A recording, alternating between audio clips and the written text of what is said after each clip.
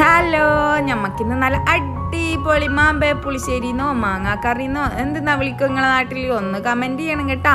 എന്നാ പിന്നെ ഉണ്ടാക്കി കളിയല്ലേ. ഇഷ്ടപ്പെട്ടാൽ ലൈക്കും സബ്സ്ക്രൈബും ചെയ്യാൻ ഞാൾ പറയണ്ടല്ലോ. നിങ്ങൾ ചെയ്തിട്ടുണ്ടാവില്ലേ? എന്നാൽ വേഗം പോയിട്ട് എന്ത് പണിയെടുത്ത് നിങ്ങൾ മാങ്ങേൻ്റെ തോലെല്ലാം നല്ലോണം ചെത്തിയിട്ട് വേഗം ചട്ടിയിലേക്ക് ഇട്ടോളി. ചട്ടിയിലേക്ക് ഇട്ടതിലേക്ക് 3 നമ്മളെ പച്ചമുളക്, 1 സ്പൂൺ മഞ്ഞൾപ്പൊടി, 1/2 സ്പൂൺ നമ്മളെ നല്ല ജീരകം, പിന്നെ നമുക്ക് വേണ്ടത് ഉപ്പാ. ആവശ്യത്തിന് ഉപ്പ് ഇട്ടേട്ടാ.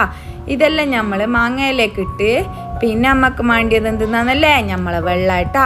ഒരു മാങ്ങേൻ്റെ പകുതി മുങ്ങോളം വെള്ളം വേണേ. ഇതാ നമ്മൾ ഈ ഫോണിൽ കാണിച്ചാൽ നിൽക്കില്ലേ അത്രയും വെള്ളം പാർന്നിട്ട് നമ്മൾ മൂടി വെക്കണം കേട്ടാ.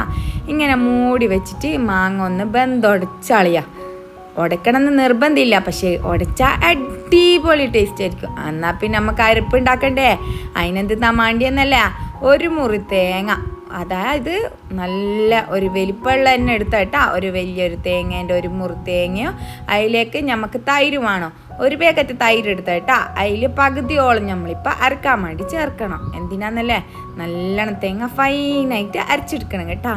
നല്ലപോലെ അരച്ചെടുത്തതിന് ശേഷം നമ്മളെ ഈ മിക്സ് ഉണ്ടല്ലോ, തേങ്ങ മിക്സ് നേരെ കൊണ്ടുപോയിട്ട് നമ്മൾ വേപ്പിച്ച് വെച്ച മാങ്ങയിലേക്ക് ഇട്ടിട്ട് മിക്സാക്കി ഇങ്ങെടുക്കണം. നല്ലോണം ഇളക്കി മറിച്ച് കുഴച്ചിങ്ങെടുത്തായിട്ടാ. എല്ലാടി എത്തിക്കോട്ടെ നമ്മളെ തേങ്ങയും തൈരും. നല്ലോണം ഇളക്കി മറിച്ച് കുഴച്ചിങ്ങെടുത്താൽ പിന്നെ നമുക്ക് വേണ്ടിയ ബാക്കിയുള്ള തൈരില്ലേ, നമ്മളെ പാക്കറ്റ് തൈരില്ലേ, അതിൽ ബാക്കിയുള്ള തൈര് നല്ലോണം അടിച്ചിങ്ങെടുക്കണേ ഒന്ന്. അപ്പം തേങ്ങ നല്ലോണം പതച്ചതിന് ശേഷം മാത്രം ഫ്ലെയിം ഓഫ് ചെയ്തതിന് ശേഷം നമ്മളെ തൈരും പറഞ്ഞ് നല്ല പോലെ മിക്സ് ചെയ്തെടുക്കണം കേട്ടോ. തൈരില്ലെങ്കിൽ നിങ്ങൾ മോരായാലും മതിയേ.